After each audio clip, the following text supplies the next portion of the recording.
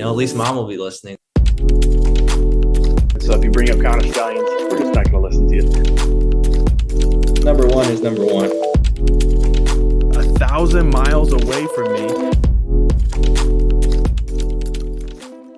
Hello and welcome to the Faith Sports Leadership Podcast, where we talk about three things: faith, sports, and leadership. My name's Ryan. I'm one of your hosts, joined as always by my brother and co-host Drew Lutz from sunny Sarasota, Florida. Drew, how are you doing today?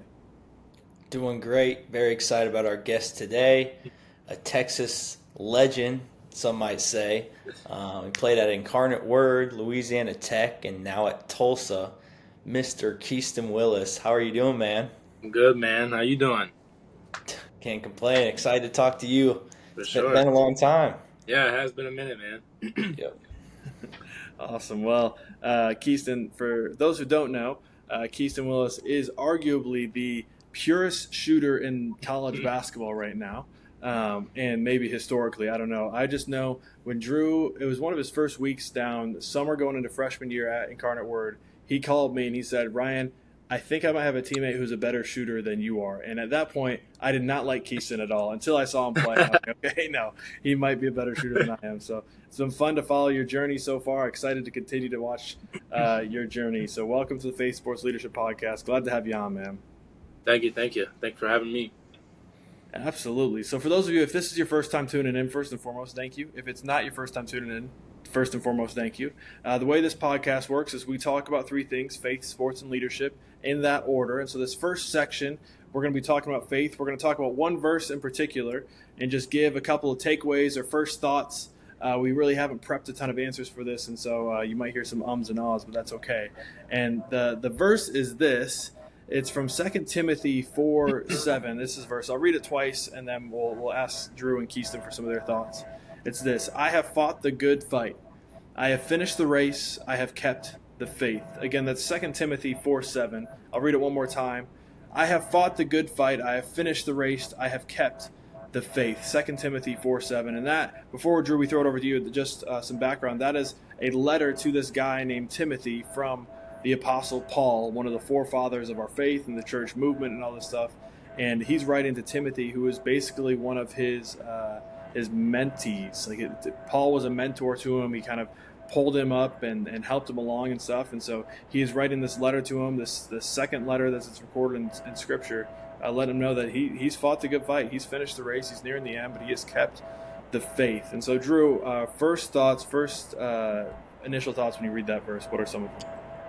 This verse is a good challenge of perseverance, I would say. I think I've had challenges in life where I just got to keep going, keep fighting the good fight, and I know I'll have more to come. But when I look back, when I'm at the end, when I look back at my life, I want to see those trials and tribulations and keep my faith throughout the whole thing. So I think it's a good challenge to kind of keep that faith at the front. Yeah, absolutely. Keaston, any initial thoughts from that verse? Yeah, just to piggyback off of what Drew said, I kind of translate things into my own life when I read verses and stuff. Just helps me kind of understand a little better. But in my journey, all the hardships and struggles, adversity thrown my way, anything, it's important to maintain your faith no matter what happens. So that's just kind of my takeaway from that verse. Yeah, absolutely. That's good. I always say, faith is not the absence of fear or doubt. It's a response to that fear or doubt. It's not an absence of adversity, as you were saying, Keaston. It's a response to adversity. And so, yeah, fellas, that was a good answer. So now we're going to head into the sports section. That was the faith section. Again, I told you these are short, pretty laid back. The sports section, I'm excited to hear about this. Drew, we'll throw it over to you as you ask some questions. The Texas legend, as you say. Yes, sir. Yes, sir. So we'll just start off with, I've heard all about Sulphur Springs. Keaston showed me videos, and those crowds are amazing. Share some of your favorite memories with Sulphur Springs. Favorite memories, man, there's a ton. I'd have to say the favorite is So Sulphur Springs, for those that don't know, is a tight-knit community. We're out in East Texas, and there's not many, athletes around here at least. But came up. Long story short, had a really good team. Had a bunch of Division I players on our team, and ended up making it to the state champion, or made it to state. Didn't make it to the championship, but made it to state. And just to see like the community come together. The state tournament was in San Antonio, and it's about a 6-hour drive from Silver Springs. And I kid you not, the whole city of Silver Springs was there. But it just makes you feel good coming from, I was born and raised in Silver Springs, and to know that Silver Springs as a community has your back. That has to be one of my greatest memories of growing up there and playing ball and, being from Silver Springs. For sure. Drew, I remember before you hop up, I just have a quick question. I've heard all about Texas high school football, but I've seen a ton about Texas high school basketball. And like when I was playing travel ball, like I was playing against Texas teams, and there were players, like dudes going all over the country, and seeing the highlight films from like high school. And I remember one time we were playing at a tournament, and they were a couple years older than me. It was the Harrison twins that ended up playing at Kentucky, and those dudes were just Andrew and Aaron Harrison, I think, or something like that. I might be messing their names up. But it was a Texas travel team, and they were just incredible. So tell the people that are listening, because you got a lot of people listening from Indiana, from Tennessee, from Michigan. What is Texas high school basketball like? Man, it's crazy. I'm not too big into, Texas and the high school kids now. I don't really know too much about them. I know there's some hoopers there for sure, but in the 2019 class, I mean, there was guys going all over the place. Tyrese Maxey, Davion Harmon, Jalen Wilson at Kansas, Jamias Ramsey, just a ton of guys with a lot of talent. But Texas is known for football, but basketball is not far behind.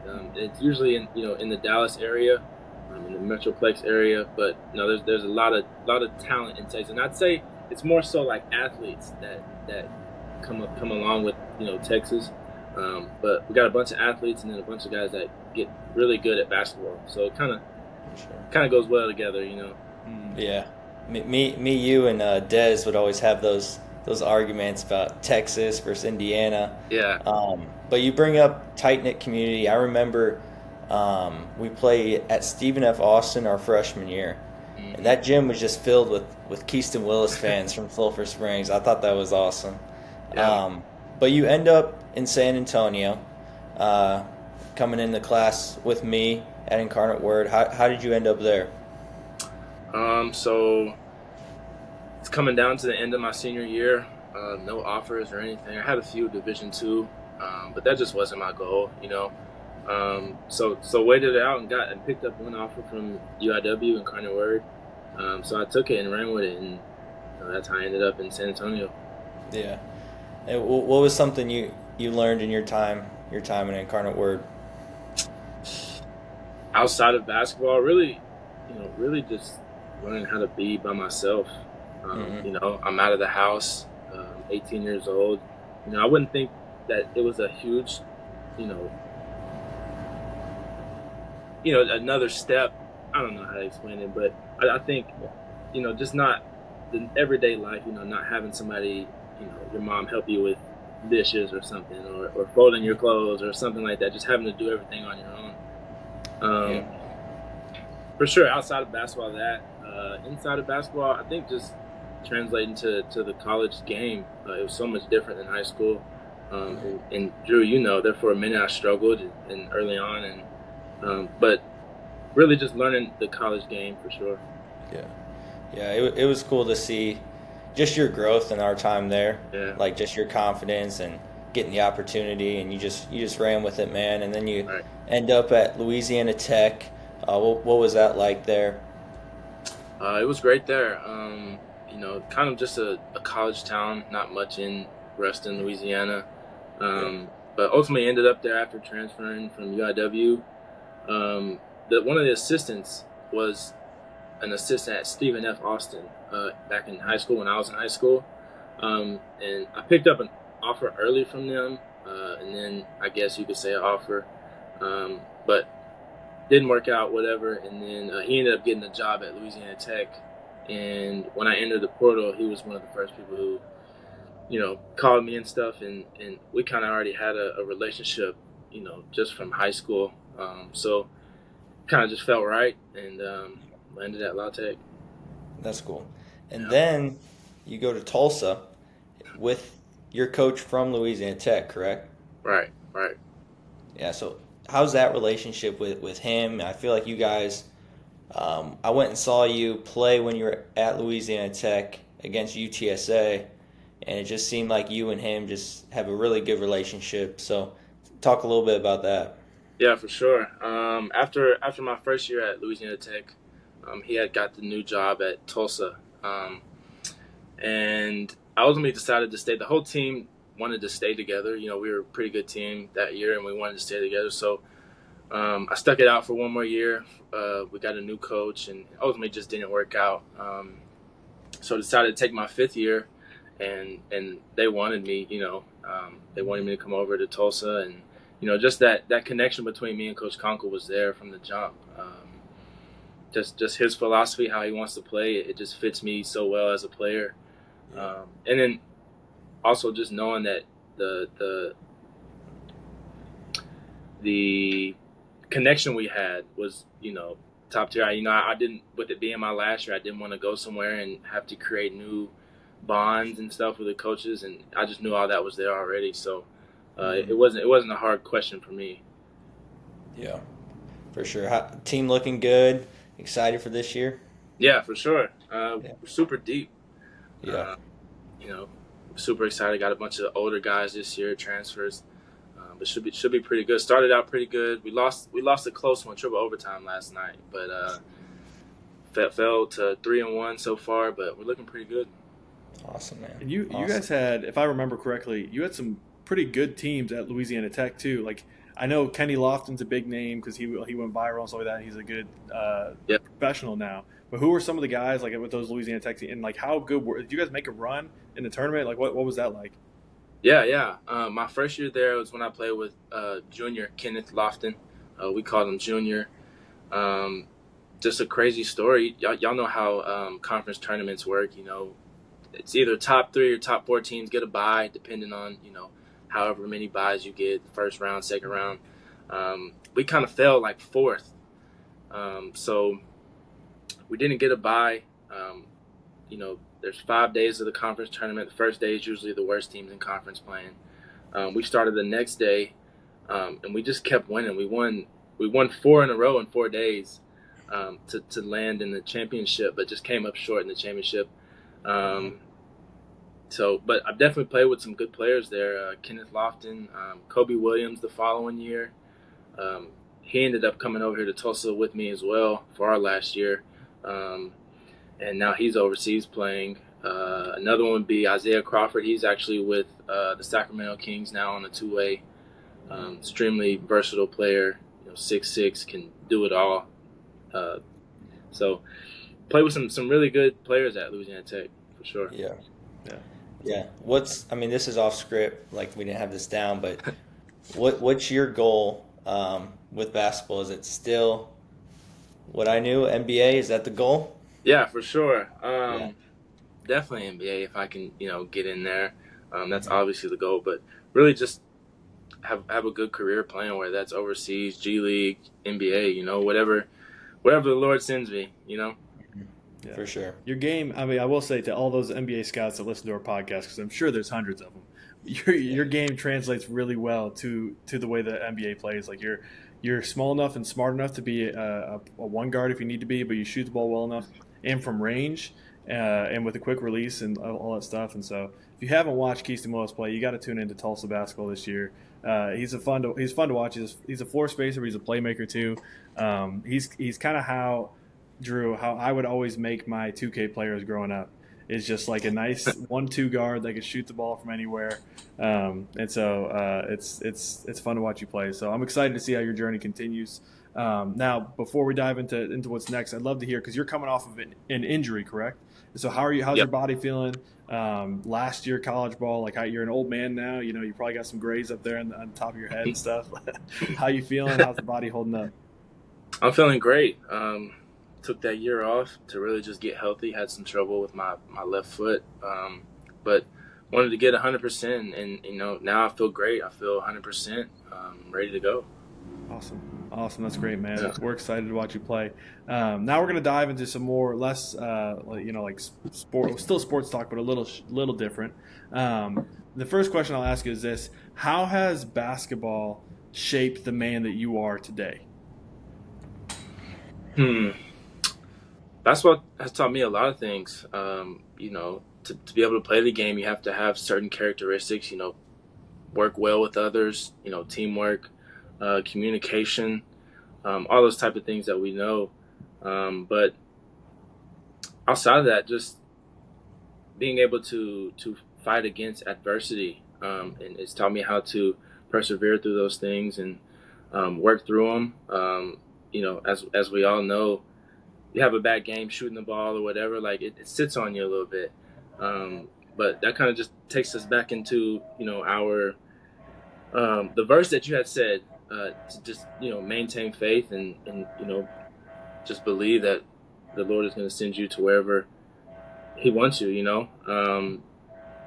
But definitely has helped me learn how to overcome adversity and many challenges thrown my way.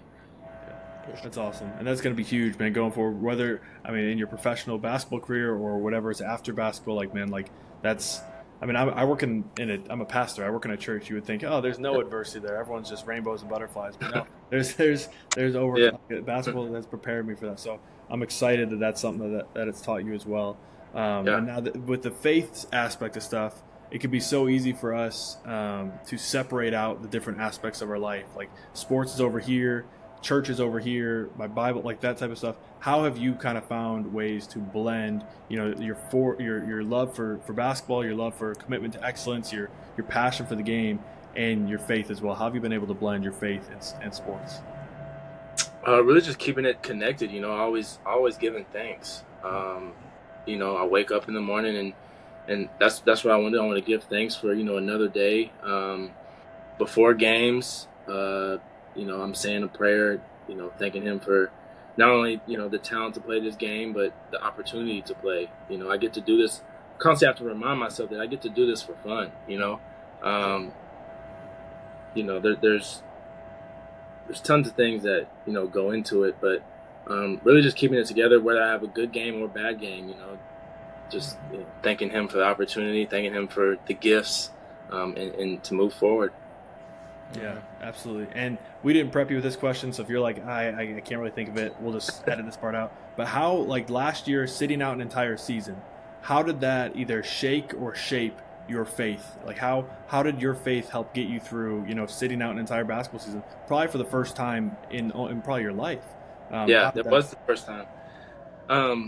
Sorry, I didn't mean to cut you off. No, was that's like you said, that was the first time I've ever had to sit out for a whole season. For those that don't know, I ended up breaking my foot three different times in an 8-month period. It's pretty crazy.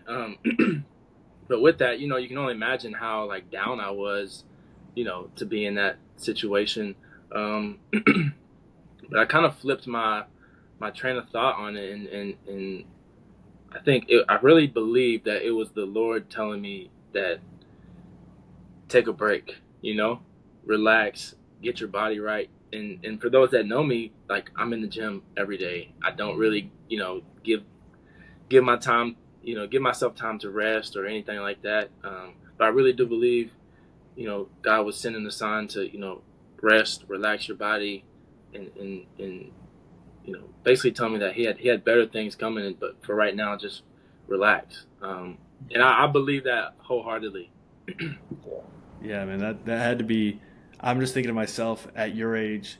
So my junior, senior year of college, I messed up my knee and would just refuse to even take any time off because I was stubborn and dumb. And Right. Looking back, it was no, man, I probably should have taken some time off to get my body right and get my knee right and stuff. It would have helped me, like you were saying, something better that God had. But I was trying to take control in my own hands, and so it's kind of like Jonah and the whale, man. If you're not going to listen to him, he might just swallow you up or sit you on the sideline with an injury. But that's why I'm excited. I'm excited for it, and it's good to know that it kind of it drilled into your faith that way. You chose to believe. I know that was hard for you, and so now looking at you, you're a super senior at Tulsa in the American Conference. looking to make a big, deep run into the tournament, March Madness, all that stuff, and then whatever happens next. What advice would you give to someone who is hoping to be in your shoes someday? A kid who's in middle school or high school trying to get to where you are. What's some advice you would give to them? Some advice. Definitely. One thing I've tried to work on is, with it being my last year, is playing with joy. A lot of players that get to this level, and it starts young. It started young with me. You start to worry too much into the future. You start overthinking things when you have a bad game or something like that. Like I stated previously, like, you get the opportunity to play this game, and then with it being my last year, if I sit here and worry about each shot that I take and miss or anything like that, like, I'm gonna have a bad season, and for me, it's really just to play with joy, have fun doing this. So I would definitely tell a younger athlete to first just play with joy, have fun doing what you're doing. But then secondly, run your own race. I like to live by comparison is the thief of all joy. I know you guys have heard of that. Looking at the next man, each everybody's story is going to be different. Mine took a little longer. I had to start at a lower level, work higher, work my way up. So in that, continue to keep your head down and work as hard as you can. And sky's the limit for anybody. As long as you believe in yourself and put the work in that's needed, you can go as high as you want to go. Yeah, absolutely. Sure. I love that, and I love that. I don't even know if you did this intentionally. You tied it in with the verse from the beginning, man. Run the race, finish the race, and you're like, run your own race, and so that's awesome. Good for you. Yeah. That's awesome. I think that's pivotal advice, man. Playing with joy. That's just, if you are listening to this and you know someone who's younger who is looking to get to a high level competitively in sports, send them this clip, because Keaston's exactly right. Play with joy, and honestly, whatever you do. Whether you are a basketball player, a coach, a pastor, a salesman, a doctor, a lawyer, and do it with joy. You get to do what you do, and so that's great advice, Keaston. Thank you for sharing that. We're going to head into the leadership section now. Sometimes we'll have a quote, sometimes we won't. Sometimes we just want to hear some of your leadership perspective. One thing that Drew always told me was you and him, especially, and you guys had some other really good young players, some good veterans when you were at UIW first starting out, but you and him kind of took on a leadership role bigger than most freshmen would, and then watching you guys play the first couple of years and seeing you at Louisiana Tech and now over at Tulsa, like, you've always been a guy that people look to, and then even hearing stories from Sulphur Springs and stuff like that. And so for you, like, through your journey, how have you found ways to lead regardless of the position or title that you have, whether you're the leading scorer MVP or whether you're coming off the bench? Like, how have you found ways to lead regardless of what your role is? Well, for me, I've never been the most vocal guy on the court, vocal in general. But I feel like I'm great at being a leader by example. I'm in the gym, almost every day during the off season. Just really doing things the right way. I think that's what I was blessed with in the way to lead. But I've definitely been challenged to be more vocal, with it being my 6th year now. There's many ways to lead, and then the challenge for me is to be more of a leader vocally. Like I said, my coaches have told me, you do things right all the time. You're leading by example, but sometimes that's not enough, for a team. So what I'm doing now is working on tying them two together, and being more vocal, doing things the right way, and also being vocal as well, whether that's in practice or it doesn't even have to be about practice. It could be, in the locker room. Some guys it doesn't even have to be about basketball, it could be about life, guys are struggling with something, just being a leader and, asking, if they need help or whatever it may be, so. Yeah, that's good, man. And if I could just encourage you, watching you on the court, like your basketball IQ and your work ethic is something that I think any coach would want their whole team to have. And so, like the words that you say, well, in practice and in a game, like it's something that coaches are going to want to see. But then also hearing some of your heart and your perspective, and hearing stories from Drew and stuff, and some of the other guys, like your perspective off the court as well, and your faith is something that coaches would want their players to have as well. And so, just I know sometimes, especially I'm not the most vocal person as well.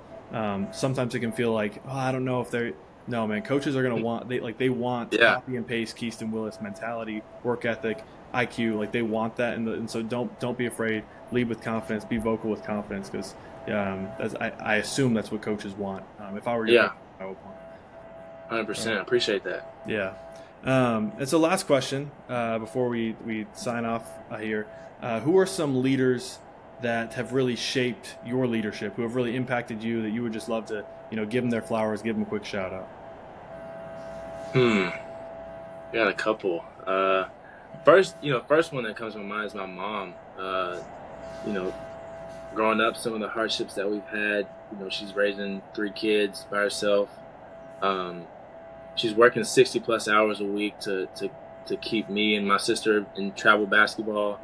But then again, like I previously stated, she's done everything the right way, and I think that's what has been instilled in me, is watching her grow, as well as me being a leader and leading by example. I grew up seeing that, and it wasn't always easy, but seeing her do it the right way, no matter how hard it was or what she had to sacrifice or anything. I think that was really instilled in me, and she might not even know that. It might just be something I picked up on. But my mom for sure is first thought. Secondly, I'd probably say my high school coach, Coach Sip. His full name is Clark Cipoletta. He's now head coach at Allen High School, in Texas. Y'all know the big. Have y'all heard of? Big stadium. Yeah. He's been promoted, so he's doing well. But back in high school, not to boost myself or anything, but I was kind of the first one to kind of elevate the program, and then we had a ton of other great players, but me and him kind of latched on early together, and we both it was a really bad program when he got the head job, and then we kind of both just watched it grow together. Obviously him as the head coach, doing what he needs to do, but me and him kind of worked it out together in a way. As player and coach, and to see him work as hard as he did to get Silver Springs program as it was, has definitely taught me many lessons to being a leader and things like that. So, yeah, that's awesome. Well, I'm sure both of them are proud. Your mom and your coach, Sip, I'm sure they're both proud of you, the man that you are. But it also sounds to me like if either of them are listening, man, Keaston is proud of you. Keaston's mom, like he is proud of you and the woman that you are and what you did to impact him, and he's trying to honor you with what he's doing. So, man, that's awesome. I will say, like, since I met you, it was cool to see your relationship with your mom. You guys have a special bond, and she's always, you talk about playing with joy, like she always seemed to have that joy, but that same kind of competitive spirit as you. So I just thought that was really cool. And then your advice, man, playing with joy, running your own race, like, man, you've grown up. It's cool to see. Yeah. It's cool to see. Yeah, man. Just keep going, man. I'm proud of you. Yeah, for sure. Thank you. I appreciate it. All right. Well, with that being said, Keaston, so glad you joined us.